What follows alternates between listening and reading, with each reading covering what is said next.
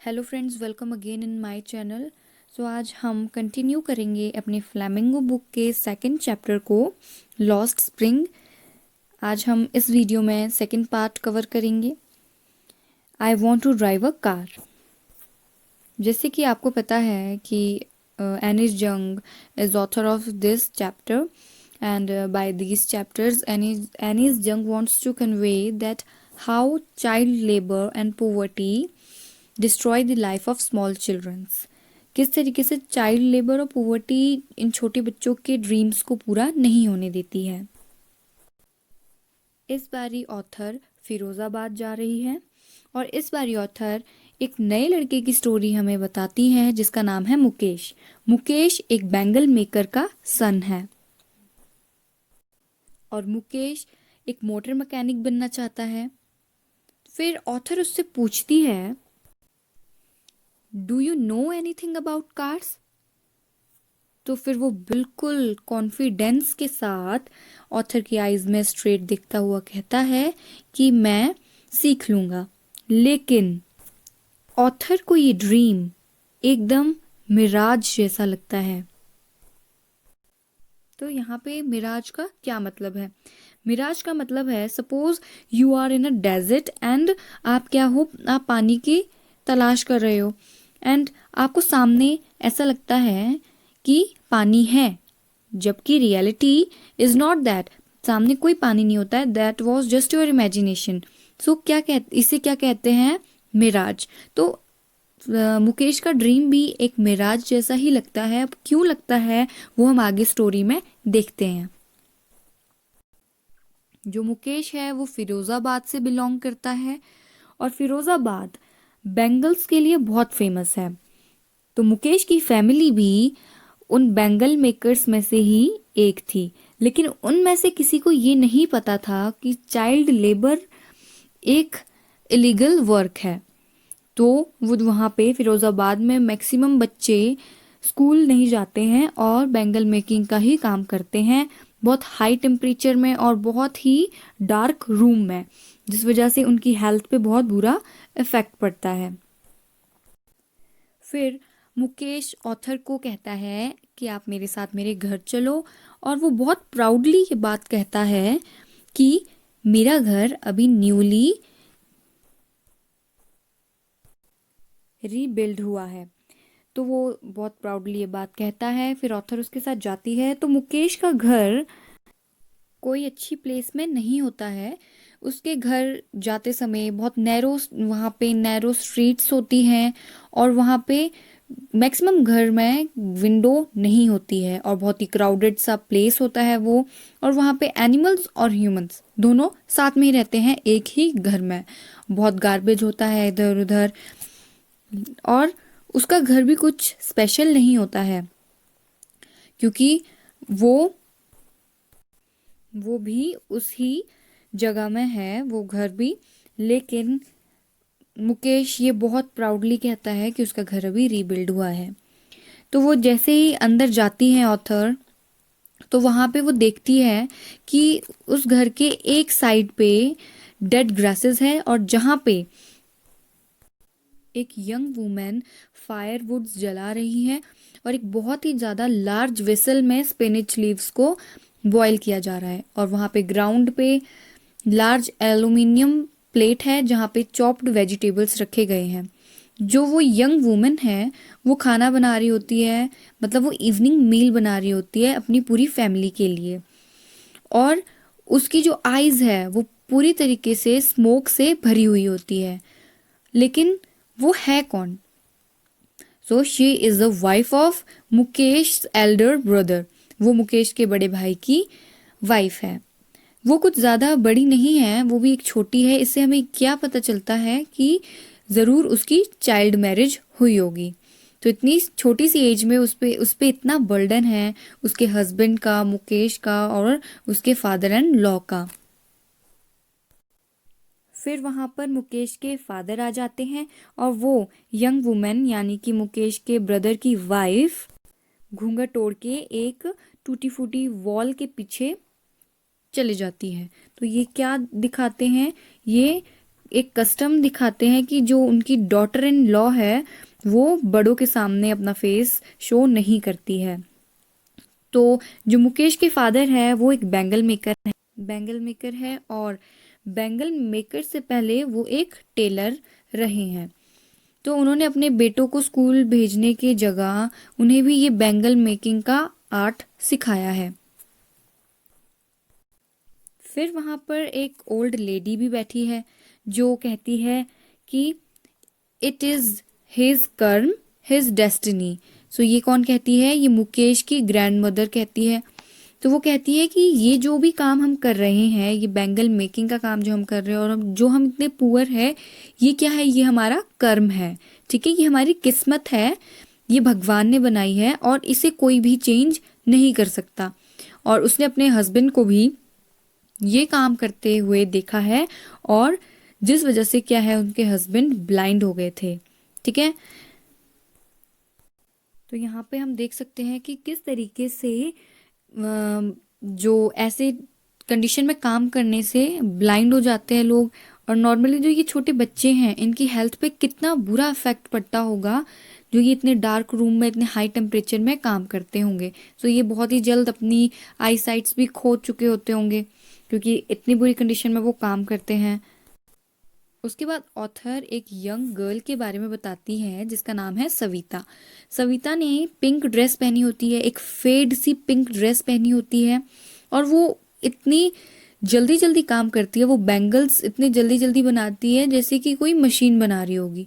लेकिन क्या इसे उन बैंगल्स की इम्पोर्टेंस पता है?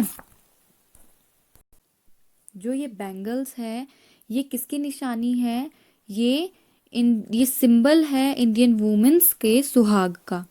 तो वो कहती हैं कि एक दिन ये भी इन बैंगल्स को पहनेगी और एक ब्राइड बनेगी।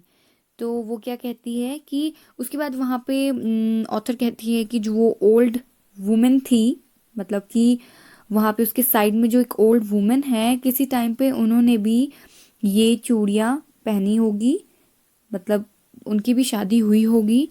लेकिन आज उनके हाथ में वो चूड़ियाँ तो है लेकिन उनकी आईसाइट नहीं है। तो वो ओल्ड लेडी कहती है एक वक्त शेर भर खाना भी नहीं खाया। मतलब वो कहना चाहती है बहुत ही दर्द भरी आवाज में वो कहती है कि हमने एक वक्त भी पेट भरकर खाना नहीं खाया है। तो वहाँ पे जो मुकेश के फादर हैं, मुकेश के फादर कहते हैं, सॉरी मुकेश के फादर उस ओल्ड लेडी के हस्बैंड कहते हैं कि मैंने बैंगल्स बनाने के अलावा और कुछ काम नहीं किया है क्योंकि मुझे कुछ और काम आता भी नहीं है, और लेकिन मैं इतना कर सका हूँ कि मैंने एक घर बना लिया अपनी फैमिली को रहने के लिए।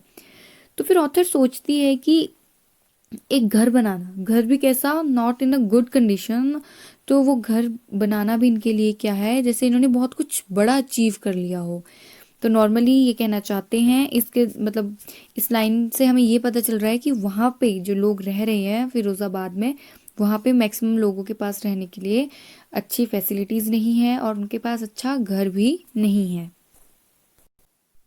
फिर ऑथर उनसे कहती है, वहाँ पे और भी जितने भी लोग हैं उनसे कहती है कि आप लोग अपना खुद का एक कॉपरेशन क्यों नहीं बनाते हो? आप एक कॉपरेटिव, एक एक ऑर्गेनाइज करो अपने आप को एज अ कॉपरेटिव।